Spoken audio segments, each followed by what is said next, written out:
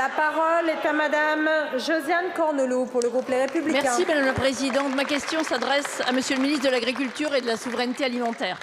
Monsieur le ministre, les attaques du loup se multiplient. J'étais déjà intervenue il y a 3 ans pour alerter le gouvernement sur l'impossible cohabitation dans le bocage charolais-brionnais de ce prédateur avec un mode d'élevage pastoral traditionnel.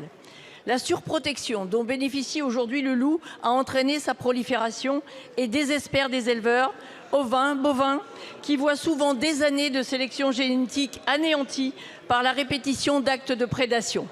Pour la première fois en Saône-et-Loire, berceau de l'élevage, des chevaux ont été, il y a quelques jours, victimes du loup. Une pouliche de 18 mois, agonisante, a dû être euthanasiée. Mais de ce bien-être animal, les tenants de la réintroduction des grands prédateurs ne soufflent mot.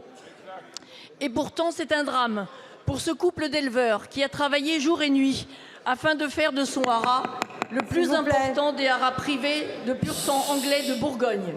Cette réussite est aujourd'hui fragilisée, d'une part par la perte de cette pouliche issue d'une très belle souche qui échappe à tout barème d'indemnisation, mais surtout par la crainte de certains propriétaires qui, redoutant les récidives, ne veulent plus mettre leurs chevaux en pension. La version actuelle du prochain plan national loup continue d'ignorer l'ampleur du problème et semble reléguer au second plan le sort des éleveurs à qui elle propose un accompagnement psychologique. Monsieur le ministre, ce n'est pas une aide psychologique dont ont besoin les éleveurs, mais de mesures fortes qui témoignent du soutien de l'État au monde agricole, des mesures à même d'endiguer ce qui s'apparente de plus en plus à un fléau créé par des citadins ignorant tout des réalités rurales. Allez-vous par conséquent, monsieur le ministre, instaurer une indispensable procédure d'abattage rapide sans passer par l'étape de la gradation des tirs, comme cela se fait déjà en Autriche et en Suisse?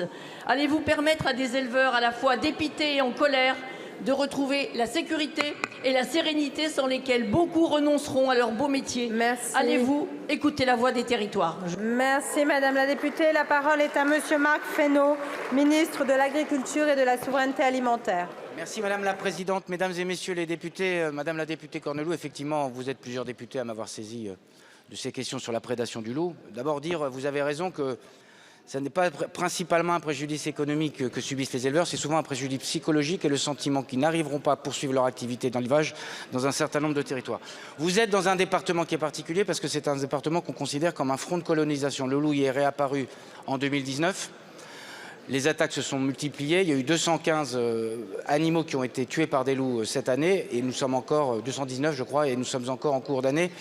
Sur le plan loup actuel, et je parlerai après du plan loup futur, nous avons décidé de renforcer les moyens présents sur le territoire, en particulier la brigade loup qui a été là plusieurs semaines, qui va être là la semaine qui vient, pour faire en sorte que les tirs qui sont prévus puissent être effectués par la brigade loup, parce qu'on sait que dans les zones de colonisation, les fronts de colonisation, on a des sujets de professionnalisation, on a besoin aussi que les louvetiers puissent se former, et les brigades loup sont là pour le faire. On avait d'ailleurs renforcé, je dis ça sous l'œil de mon collègue Béchu, la brigade, puisqu'il y a 2 brigades maintenant qui sont présentes en France.